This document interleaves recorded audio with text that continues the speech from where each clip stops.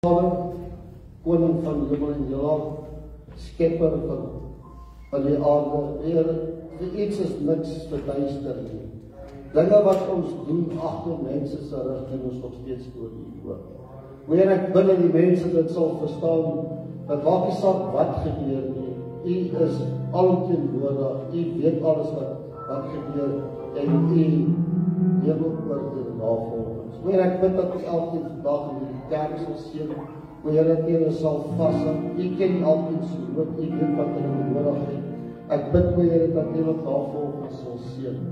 Vir die mense wat verjaar in die maand Heer, wil ek bid dat dit van 'n geseënde jaar sal wees, 'n jaar van oorvloed, 'n jaar wat U Here sal seën met gesondheid, Here. Ons bid gewoonlik vir alle ander dinge, maar nie vir gesondheid nie. Maar gesondheid, Here, sonder dit kan die res nie gebeur. Daarom bid ek, Here, vir gesondheid vir elkeen wat verjaar, maar nie wat verjaar nie, Here, maar vir die wat vandag in die kerk is dat U die oorvloed en gesondheid sal bring.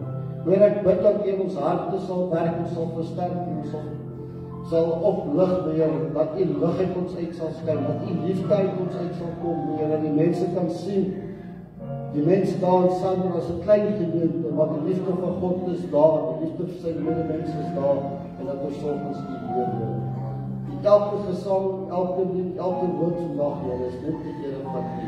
Seën alles wat vandag in die kerk is. Dankie vir die Heilige Gees wat vandag saam met ons is. Weer ons wat Here so opreg. Ons bid al die dinge wat ons verdien nie, maar enkel in die groot en heilige naam. In Jesus naam, amen.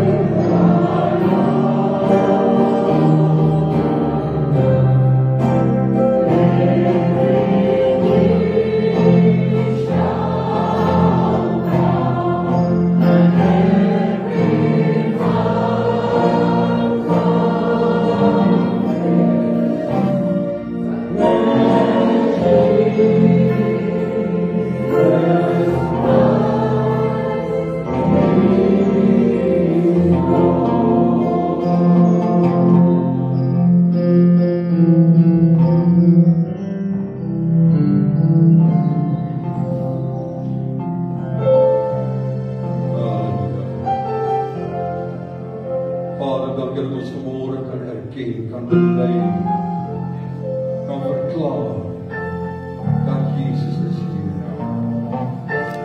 Gekruisig, gestorwe, opgestaan uit die dood. Sit in die regterkant. Maar hy wil vir ons intree as middelaar, as voorspraak. Maar God is hier dat ons heilige vir ons verkoop het. Dankie daarvoor. Dankie dat ons daardie belydenis kan maak.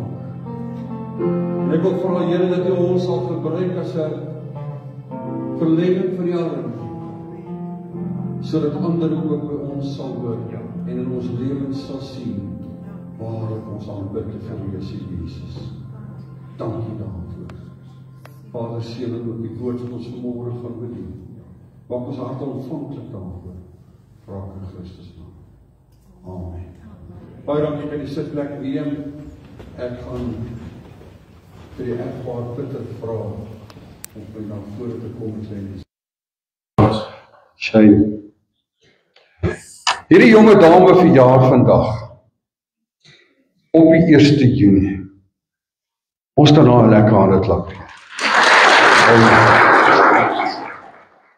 Ek weet nou nie wat gaan pa maak vir haar verjaarsdag nie, vir ook die vra hier nie.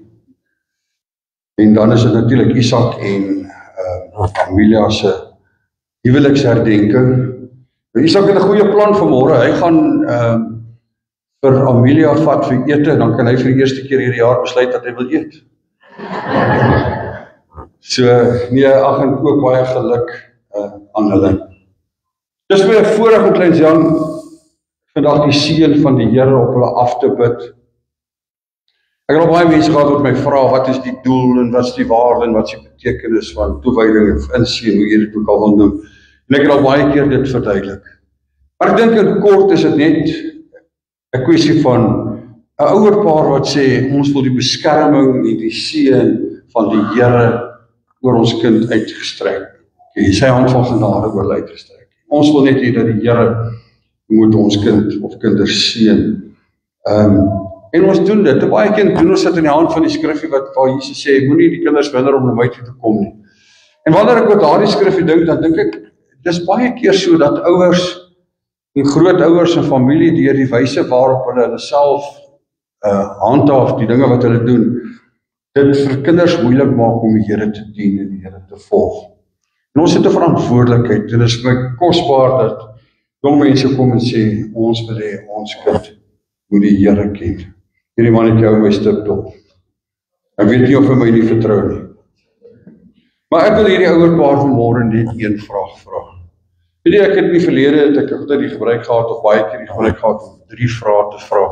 Maar ek dink daar's net een vraag wat belangrik is voordat ek vir hierdie kind gaan bid. En dit is aan die ouers eenvoudig die vraag. Beloof en onderneem julle om hierdie kindjie groot te maak na die beste van julle vermoë met die vrese volgens Bybelse riglyne, sodat hy ook die Here sal ken en die Here sal dien. En dis al wat ek van julle vra. Altyd van hulle sê ja, en ek glo dit sal so wees. Ek gaan vir hulle bid, vir hom bid, ek gaan vra broer Corrie vir my vir die ouerpaar kom bid.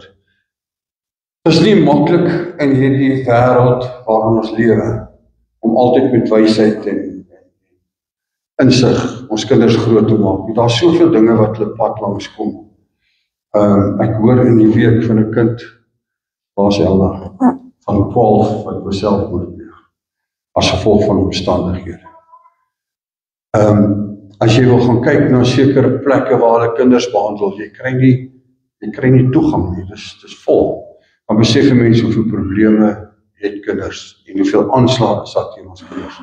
En ons as ouers moet werklik waar al ons vermoë doen om te verseker dat ons kinders die Here Jesus ken as redder, saligmaker, verlosser. Hierdie kindjies is wat hy vanmôre hier in moeder se arms is siel, gees en liggaam. En dis hulle verantwoordelikheid en elkeen in sy lewe se verantwoordelikheid om te sorg dat hy versorg word, gevoed word as siel, gees en liggaam. Ek gaan vir Kleins Jan bid en ek gaan vra dat Corrie vir my hy gaan vir my vir die ouerpaar bid dat die Here hulle wysheid gee Ek vra dat julle omdraai, almal kan sien wat jy mooi sien. Nie omdraai.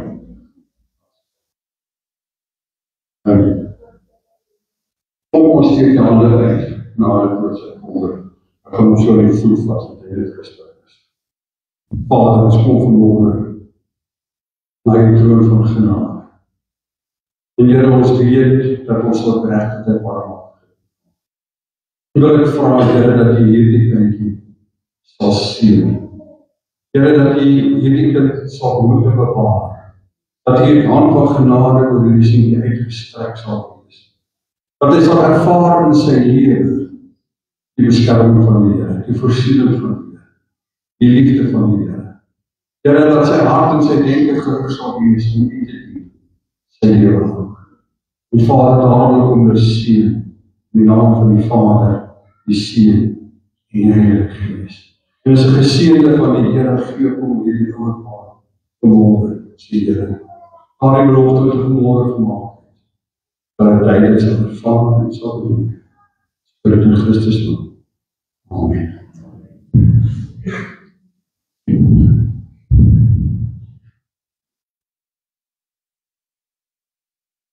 Liewe Here, vanoggend is ons dankie vir die voorreg.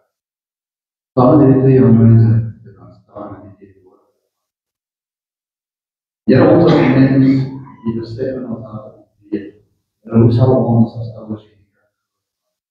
Hoe sal ons in ons eie swakheid en ons eie nietigheid die kind lei aan die Here en ons reg wil maak? Here Jesus, toe U voor sy daar staan, terwyl U die reg, die waarheid en die lewe is. Dit laat is hierdie woorde, wat is waar. Here, vanoggend staan ons voor U met die wete, ons ken Jesus, hy is weg, waarheid en hy is lewe. En ek wil net die mense aan die opdracht oor. Ek wil dat U vir die kracht en die genade sal gee, om hierdie klein mense op te voed, die kostbare vrese van die Here, dat hulle sal vassel in die Here, dat hulle sal staan op die weg van gerechtigheid, en door die hand van die Here elke vreer oor hulle harte sal. Here, vat hulle sal bewaar en beskik. Here, soos U vir ons die gelykenis vertel het van die saaier, van die pad en die voëls en die distels. So my gebed vir die jong mense vanoggend, hulle harte die goeie grond sal wees, om die woord te ontvang en vrugte die vir 30, 60 en 100voudig. En hierdie kind en sy ouers Jesus sal sien. Here, ek wil die krag van God oor wat ons vir hulle voorbereid die hulle sal neerdra, dat die altyd met hulle sal wees, en dat daar die kostbare vrede van God, alle verstandige oorgaan, altyd in harte en sinne sal bewaar in Christus Jesus. Seën hulle met wysheid en op die krag genade, altyd by hulle wees, omdat ons weet Here dat te gaan. Here in die hande, ons het baie dankie, ons wil vergeef op sondes, ons verdien het te open, maar vir dit in Jesus naam. Amen. Dankie, Here Jesus.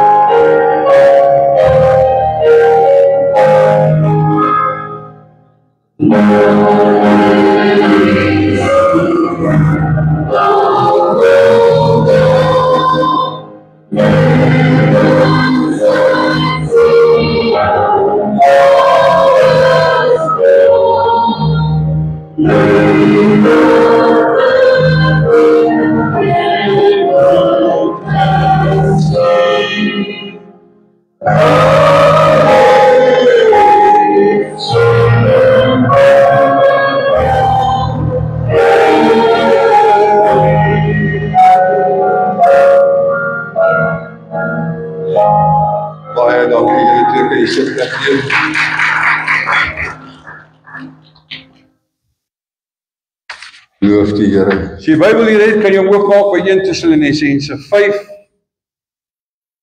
vers 23.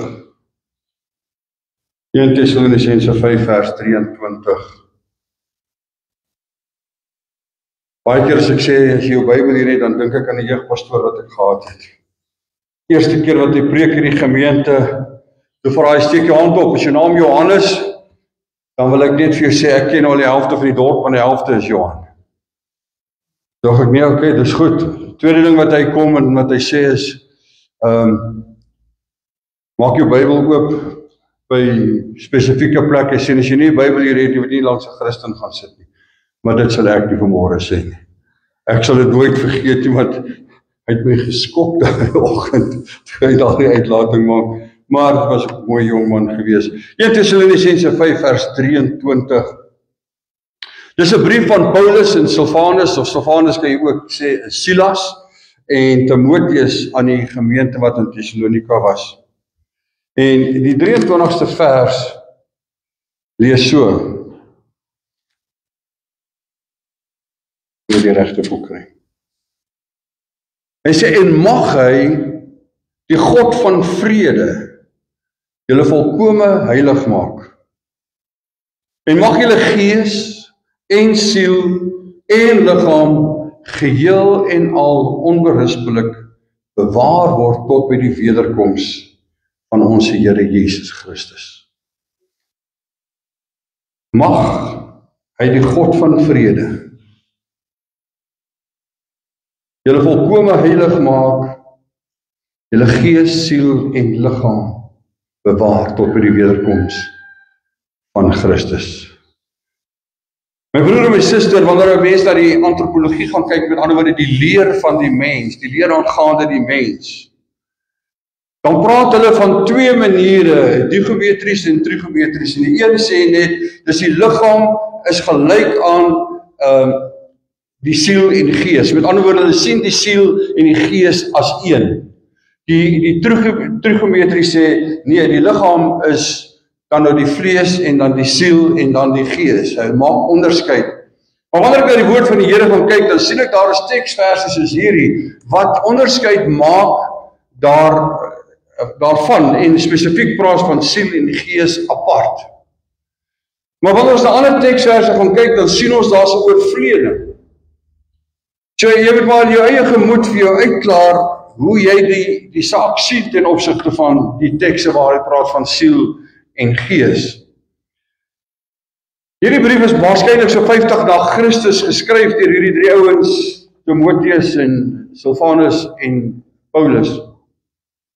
En hulle skryf hierdie brief van die gemeente van Thessalonika om hulle op te bou en hulle te bemoedig en ook vir hulle te wys dat daar is 'n wederkoms en ook vir hulle te wys van heiligmaking en daardie tipe van dinge.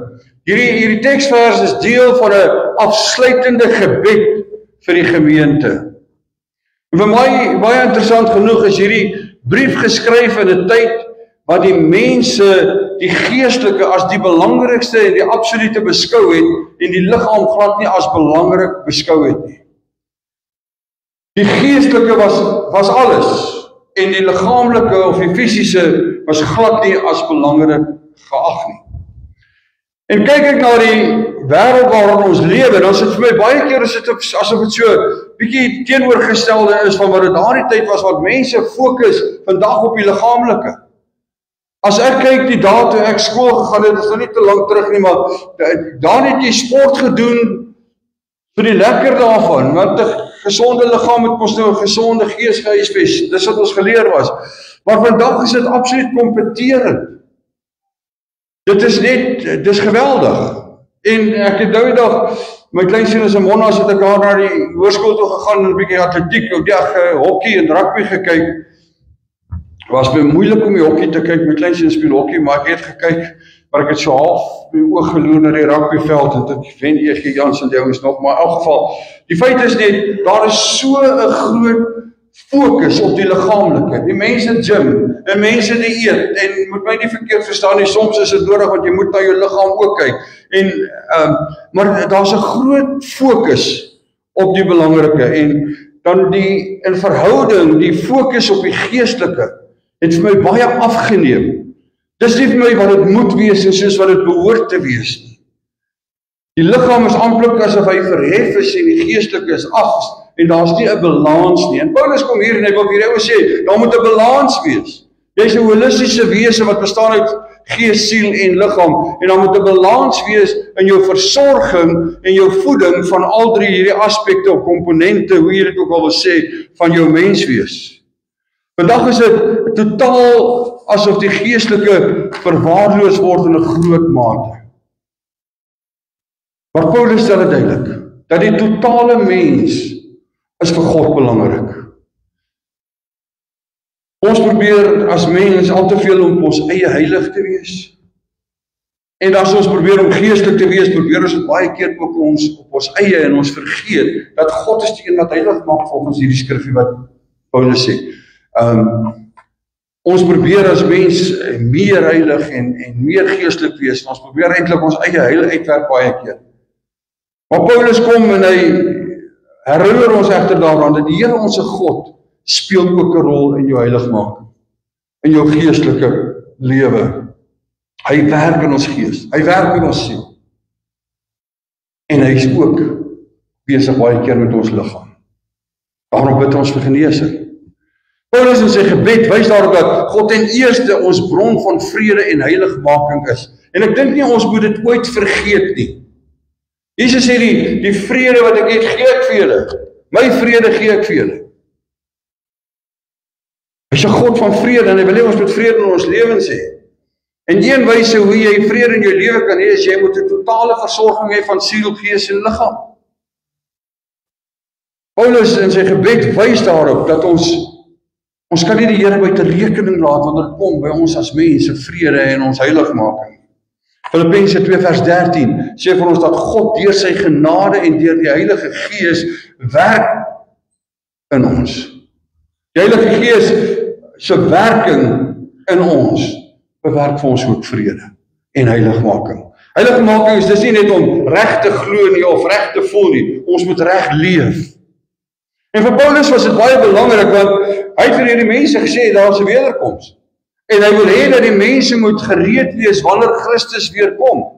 Ek was al baie situasies gewees wanneer mense met my wil praat en redeneer en argumenteer. Gelukkig ken ek ook daai skrifgie wat Paulus sê ons het nie die gewoonte om te redeneer en te verskil nie en te twis nie. Maar mense wil sê nee, die Here gaan kom voor die groot verdrukking en ander gaan sê in die middel van die verdrukking en ander sê na die verdrukking.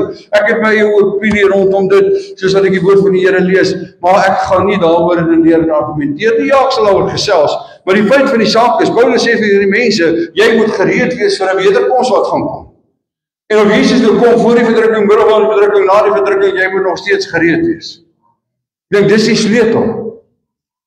En wanneer Paulus hier kom en hy praat met die mense daaroor, is dit ook een van die dinge wat hy in gedagte gehad het. En ons moet besef en ons moet weet dat hierdie wêreld waarin ons lewe is vol teologiese geraas. Ek noem dit maar vanmôre teologiese geraas en ek wil nie te veel daaroor sê nie want ek raak opgewonde, ek raak onstuimig en ek raak ontstel wanneer ek dink aan al hierdie teologiese geraas wat daar in die wêreld is. Mense wat kom met allerlei argumente en redenasies wat ek nooit kan versoen met die waarheid van God se woord nie. En dan sit dit mense wat in universiteite en goeders in posisies sit waar hulle moet leer gee, maar dat is nie daar gaan nie. Maar hierdie wêreld is daar baie afleidings wat ons aandag wegvat van die geestelike. Daar is baie misleiding, daar is baie verleiding, daar is dinge wat ons geestelik en emosioneel uitput, dinge wat 'n mens laat voel jy sit in 'n geestelike droogte. En wanneer Paulus kom en hy verwys na die Gees, dan verwys hy na die mens se verhouding met die Here. My broer en my suster, as jy my vra, my opinie, my mening staan ek vas op dat jou verhouding met die Here is die eerste prioriteit in jou lewe. Jy kan siek hemel toe gaan as jou verhouding met die Here reg is. Jy kan gesond hemel toe gaan as jou verhouding met die Here reg is. Jou liggaam gaan in elk geval nie saam. Maar jou verhouding met die Here is belangrik. En daarom is dit vir my baie interessant dat Paulus kom hier en ek lees nie, ek wil nie te veel daarin lees nie, maar hy praat eerstens van die gees en dan van die siel en dan van die liggaam. Die gees dui op daai verhouding wat jy met die Here het. Bybel sê dat die Heilige Gees tree saam met ons in met onuitspreeklike versigtings saam met jou gees. Want ons weet nie reg wat ons moet bid nie. Waar weet ons? Ons weet met die siel, met die denke, met die kennis. Maar nou weet ons nie altyd hoe en reg te bid nie. Dan kom hy sê die Gees bid saam met ons gees. Die siel verwys my na die emosionele en na die denke en na die wil van die mens. En ek sal 'n bietjie meer daaroor sê. Die liggaam verwys na jou liggaam. Hoe jy jou liggaam versorg en voed. Soos vanmôre vir klein Sian die seun van die Here afgebid om toegewy of ingeseën. Sy liggaampie is hier, maar sy siel en sy gees moet nog ontwikkel. Dit is hier, maar dit moet nog ontwikkel. Dit moet nog gevul word, dit moet nog gevoed word, dit moet nog gebou word, dit moet nog versterk word. En sy ouers, net soos enige ander ouer, het die verantwoordelikheid om na gees, siel en liggaam te versorg, en te voed, en op te bou. En dan wil ek daarmee verder gaan en sê, my broer en my suster, elkeen van ons is wat ons vanmôre hier sit, het die verantwoordelikheid om te kyk na ons eie gees, met ander woorde ons verhouding met die Here, en ons het nodig om te kyk na ons denke, wat ons dink. Bybel sê, bedink die dinge wat daar bo is, en nie hierdie goeders van hier rond nie. Beteken nou nie, ons moet nie hier so hemel georiënteerd wees, dat ons nie normale lewe kan lei nie. Nee, dit beteken net, ons moet reg dink. En dan laastens die liggaam. Ons moet in ons denke dit in ons eie lewens toepas. Ons moet let op ons geestelike versorging. Romeine 8 vers 16 sê dat die gees, met ander woorde die Heilige Gees, getuig saam met ons gees dat ons kinders van God is. Vir jou gees om saam met die Heilige Gees te kan getuig dat jy kind van God is, moet daar sekere dinge in jou lewe plaasgevind het. Daar moet 'n vernuwing in jou gemoed wees. Daar moet 'n bekering beteken om anders te dink, to think differently. Jy moet anders dink en jy moet begin dink soos wat die woord van die Here wil hê jy moet dink.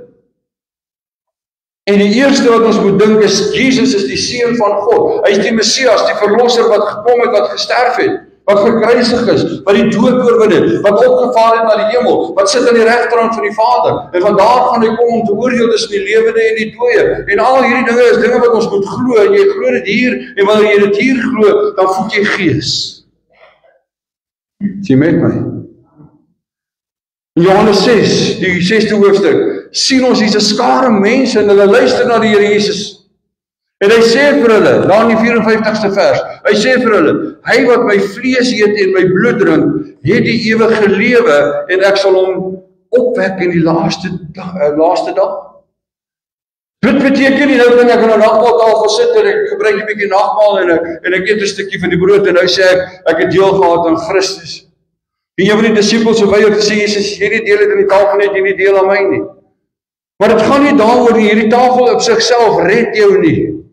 Hierdie tafel op sigself verlos jou nie, maar dis wat jy glo ten opsigte van hierdie tafel, dat daar 'n mens was wat gebore is, 'n man wat hom ontledig het van die heerlikheid waarmee hy in die hemel gekleed was, en hy het afgekom in die gestalte van 'n swak mens, gebore, hy lewe hier, hy sterwe hier, terwille van elke van ons om ons sonde en ons skuld op hom te neem. As jy dit glo, dan het die tafel vir jou waarde.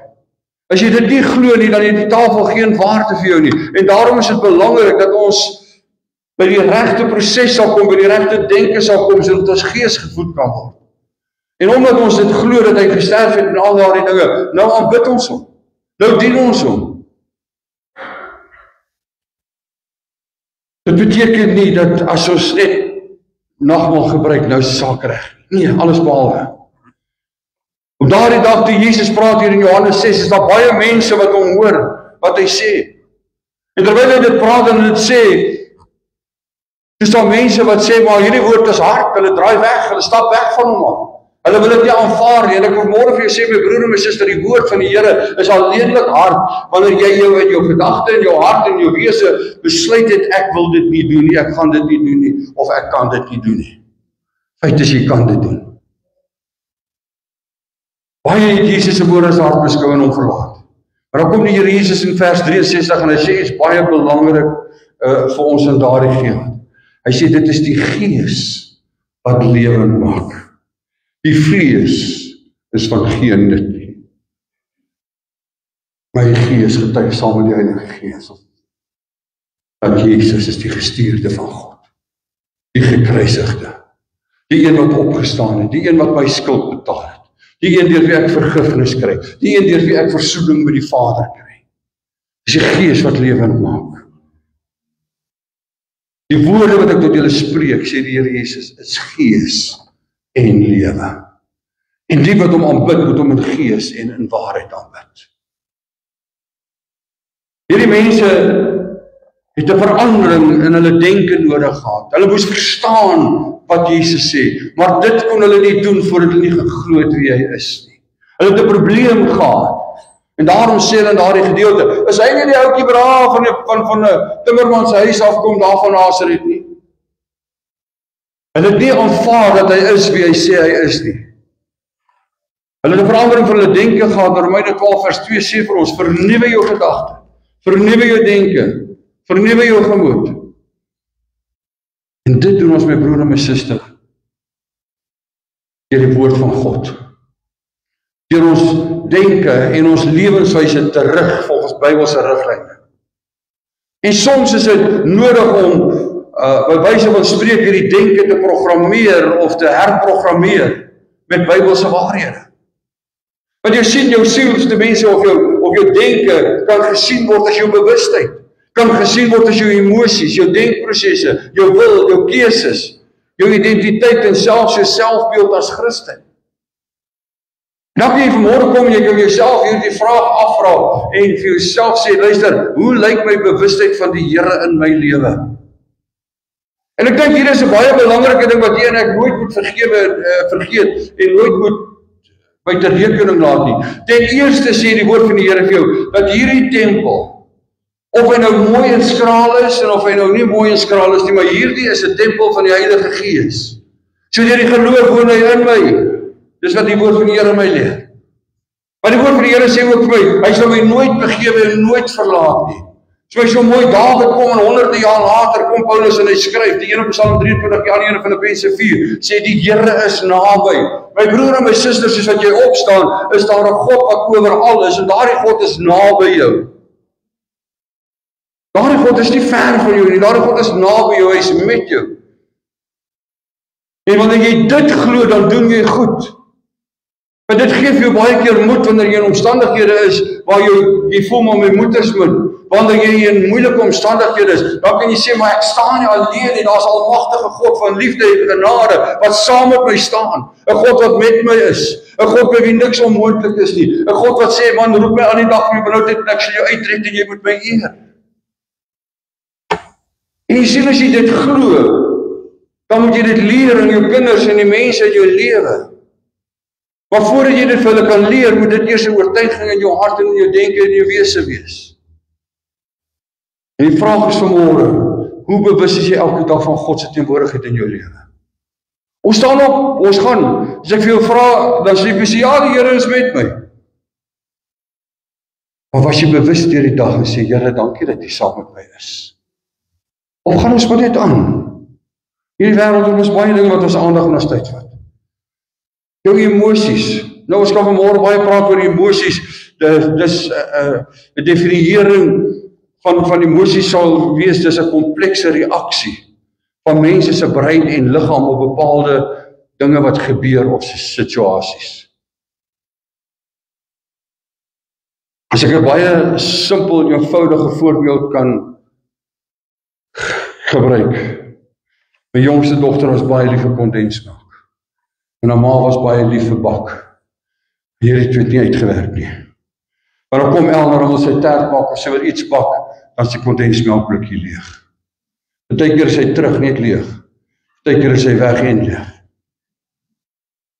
Maar die feit van die saak is dit, dan het sy 'n keuse, gaan ek nou kwaad raak vir hierdie kind? Gaan ek hierdie kind nou meer raas? Gaan ek nou vir haar net mooi verduidelik, luister, jy kan nie dit doen nie, jy moet vra, of wat ook al. En dis wanneer jy emosie na vore kom as gevolg van dit wat hier gebeur het. Dis 'n subjektiewe gevoel, soos hartseer, blydskap, en al daardie tipe van woede. Die vraag is, hoe reageer ons? Want hoe jy reageer, stel 'n voorbeeld vir ander wat hulle kan navolg. Wat hulle kan sê, dis 'n navolgingswaardige voorbeeld. My ma maak so, my pa maak so. My oom maak so, my vriend maak so. Dit behoort 'n gedrag te wees wat positief te wees, maar wat nie altyd positief is nie. Dan kom ons by jou denkprosesse. Hoe leer ons kinders? Hoe beïnvloed ons as ander? Hier in Johannes 6 kom mense en hulle vat die woorde van die Here Jesus en hulle sê, maar hoe is dit moontlik? Hierdie ou kom van Nasaret.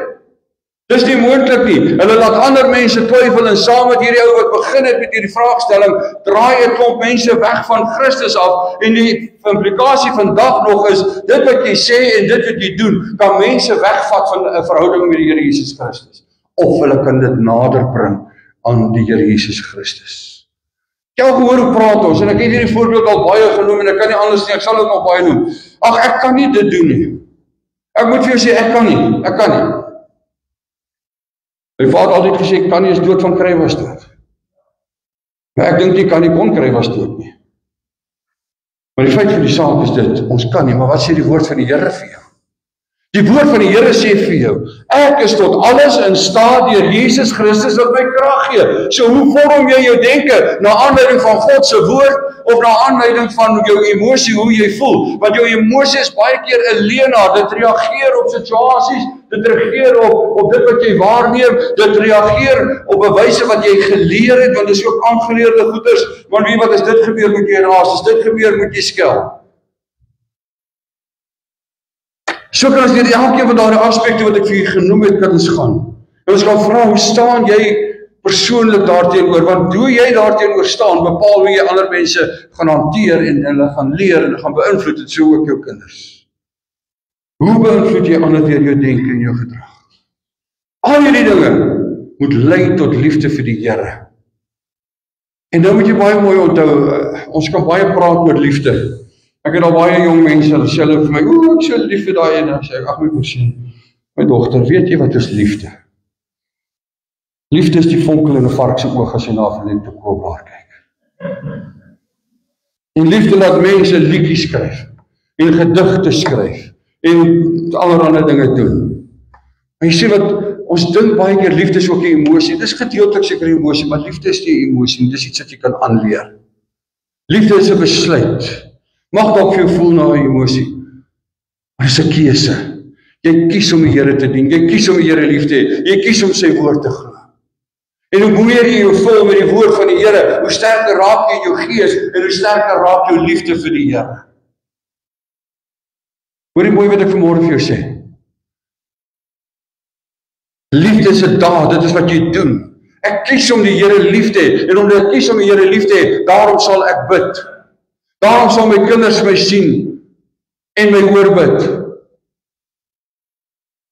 Het 'n ou gehad, hy is oorlede nou, wat my vertel het hoe hy as kind aan die slaap geraak het in die kerk onder die banke. Dan sing die mense, dan raak jy weer in die slaap. En dan bid die mense, dan raak jy weer in die slaap. En so het hy gehoor en word daar gebid. Mense wat gesê het, ons het die Here lief, en hulle lewenswysheid daarmee saam getuig. Jou gees, liefde is 'n verbintenis. Liefde spreek van 'n verbintenis. Al is daar 'n wisselwerking van emosies. Soms as jy woedend vir jou man en suster, ek kan nog geen rede vanmôre dink hoekom jy woedend sal wees vir jou man nie, maar ja, dit gebeur. Maar soms as jy woedend vir jou man, maar soms as jy so bly, Here, dankie dat jy vir hierdie wonderlike man gegee het. Jy ervaar hierdie emosies, dit gebeur. Soms kan jy nie glo nie en jy wil ook amper nie glo dat jy so iemand wonderliks in jou lewe gekry het. Maar dan is liefde ook 'n goddelike opdrag en 'n goddelike beginsel. Matteus 5 vers 44 leer vir ons moet ons vyande lief hê. Dit vereis 'n ingesteldheid en 'n bepaalde gesindheid. Ek wil vir jou sê, dit is baie keer moeilik as ek moet dink dat mense jou vyande moet lief hê. Daar is 'n snaakse seun en hy loop so rooi hoetjie op sy kop. Sê, Here, nou moet ek hom lief hê. Maar wil jy ook maar liewer kom haal nie? Sal net makliker wees vir my. Maar jy sê my broer en my suster, die punt wat ek wil maak is liefde is 'n ingesteldheid. Dis 'n bepaalde gesindheid. Beteken ek moet van hom hou nie. Dit vra net 'n hart wat sê ek kies om jou met respek te behandel. 'n Hart wat sê ek wil jou goed behandel. Ek wil jou vergewe. Ek wil getrou wees, selfs al is ek nie lus daarvoor nie. Selfs al voel ek wil jou nek omdraai. Maar ek is van mening dat dit wat ons dink is bepalend vir dit wat ons voel. En wat jy voel bepaal dikwels wat jy gaan doen. Hoor jy mooi wat ek vir jou sê? Ek is van mening dat dit wat ons as mens dink oor bepaalde sake, bepaal hoe ons oor daai sake voel, en hoe ons oor daai sake voel, bepaal dikwels hoe ons gaan optree. My emosie, ek is kwaad vir jou. Nou sal ek nie vir jou koffie maak nie. Hoekom is ek kwaad? Want my denke het vir my gesê, daar het iets gebeur, wat my nou nie aangestaan het nie. Dis die realiteit. Maar my broer en my suster, daarom is dit belangrik dat ons denke sal rig volgens die woord van God, sodat ons gedrag en ons emosies ook beheer kan word, op 'n wyse wat vir God aanvaarbaar is. En dit moet ons kinders sien in ons lewens, nie net hoor nie. Ek het dit al baie gesê. Julle weet, party van julle, daai skrif wat die dowes lees. Wie het gesê bruil? Daar's 'n eerlike ou. Dowes lees gewone skrif, is die blindes wat bruil lees. Maar verstaan jy wat ek sê? Ons hoor met die oë. So wat jou kind sien, jy doen, gaan wees wat jou kind gaan doen.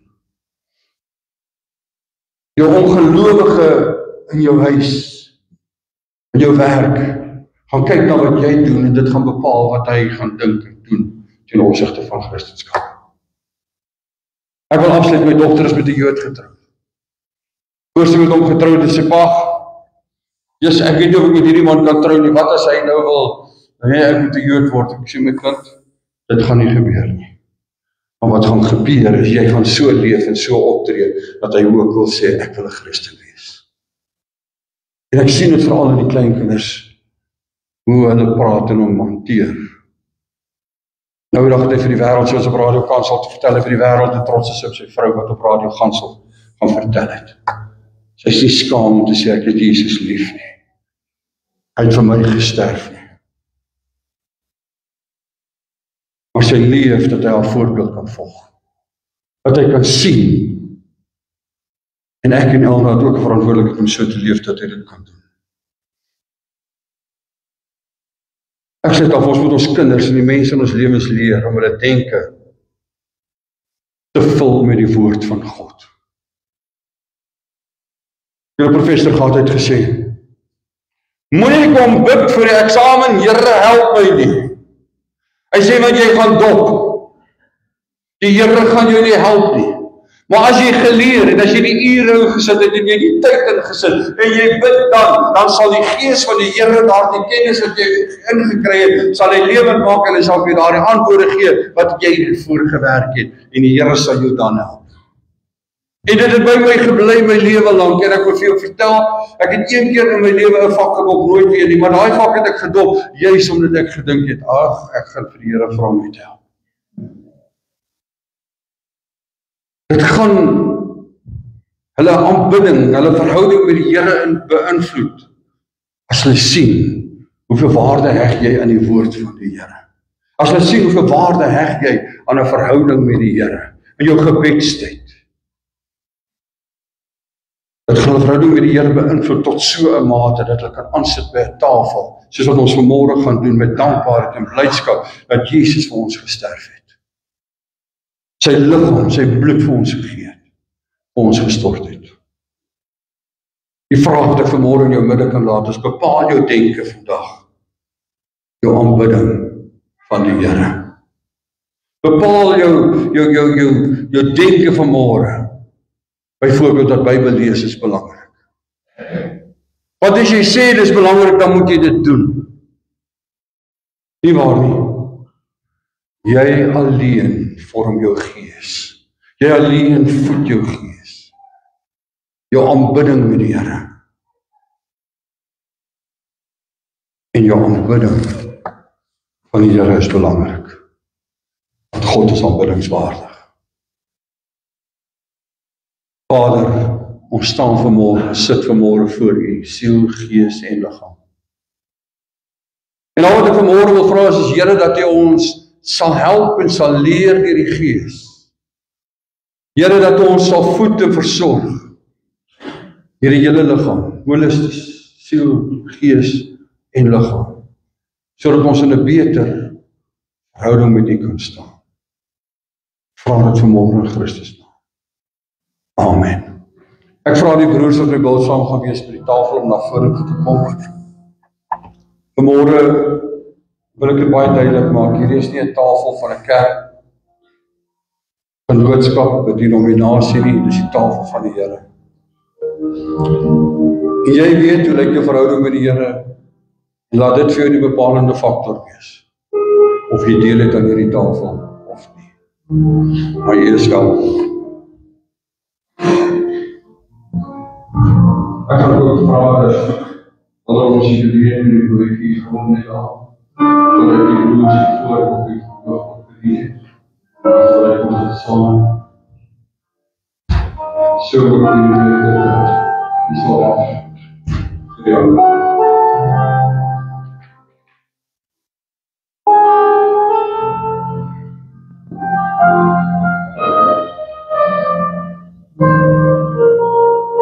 In die naam van my verhaal is die Here Jesus die brood geneem, het gebreek, en gesê, leer, dis my naam. En so het hy op die beker geneem, en gesê, dit is die Nuwe Testament, en my woord. En so dikwels as wat jy dit doen, doen dit ook 'n gedagte is, tot jy gee. Soos Paulus se afsluitingsgebed in 1 Tessalonisense 5:23, waarop hy wys dat die wederkoms van Christus is die realiteit. En dat hy die taal van ons vermogen oorgaan. Daar is die wederkoms van ons. Wanneer weet ons die Vader aan dat ons wel weet. Hy het die nodig gehad het om eerst te geven. Het die nodig om te geven. Maar omdat hy waarheid is die waarheid. Hy is die waarheid. Hy is die waarheid. En omdat hy waarheid is, gelukkig mogen sy woord wat sê, gaan weer. Kom ons het weer. Vader, dankie vanmorgen dat ons kan aansit by die dag. Dankie Here dat daar 'n dag van 'n tyd in die huisgeskiedenis van die mens was. Waarin die seun gegee het. Hy sy lewe afgegee. Sodat ons gered word. Sodat ons vergewe word. Sodat ons weer die versoening word. Sodat ons ewige lewe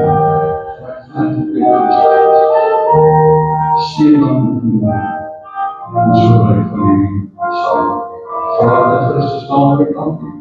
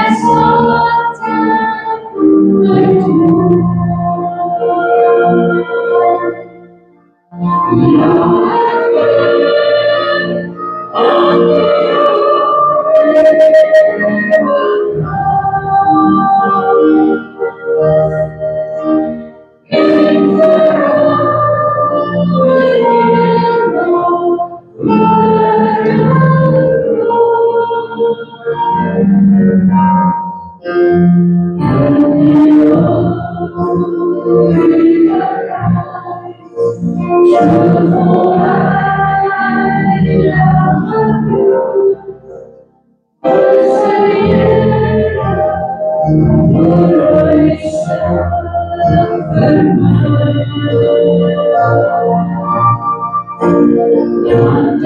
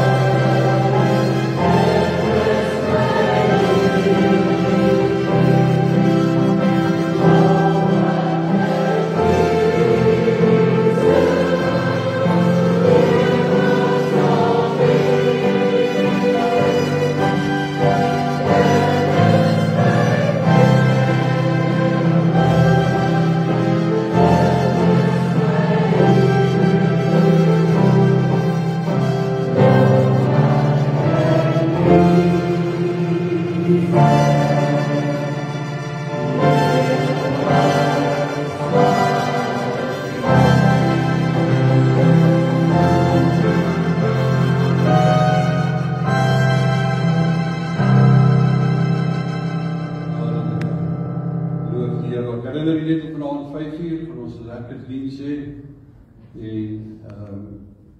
Soms bietjie lekker sing. Vanaand 5:00 sê jy kennis daarvan. En dan woensdag aand 6:00. Ek wil ook net sonder om nou name te noem van elke een wat al hier gewerk het en gehelp het en wat ook al het, is baie groot dankie sê. Dankie is 'n klein woord, dit beskryf nie noodwendig wat in mense harte gemoed is nie. Maar baie dankie. Soos jy kan sien, dinge is besig om te gebeur en ek is baie dankbaar vir die Here. Baie dankie vir die geduld met die werk daar, veral met die badkamers. Ek glo dat een van die dae sit die volgende Sondag dink ek hoor dit reg te wees. Dan is ons nie weer 'n probleem met daar nie. Maar baie dankie daarvoor. Ons gaan so staan en gaan afsluit met gebed. Daar's nie koffie en tee vanmôre nie. Ons is besig aan die saal nog te werk. Dit lyk al baie mooi. Die dak en alles lyk net vir my mooi. Ek is dankbaar. Maar dan vandag ons in sy vrede en sy liefde en mag nie nou 'n heerlike middag hê. Ag, suster, van bederf maar die broer as jy daar by die huis kom. Asseblief, gehoor.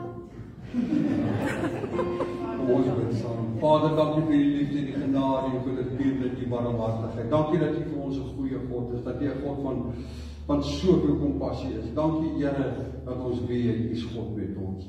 Vandag ons in die vrede, vandag ons in die liefde. Here, gee dat ons 'n wonderlike dag sal hê, maar dat ons ook in hierdie week wat voor lê, U nabyheid sal ervaar, U voorsiening sal ervaar, U aanraking sal beleef. En ek vra dit alles in Jesus wonderlike naam. Amen. Die Here seën u van sy vrede, sy uitstap, groet iemand.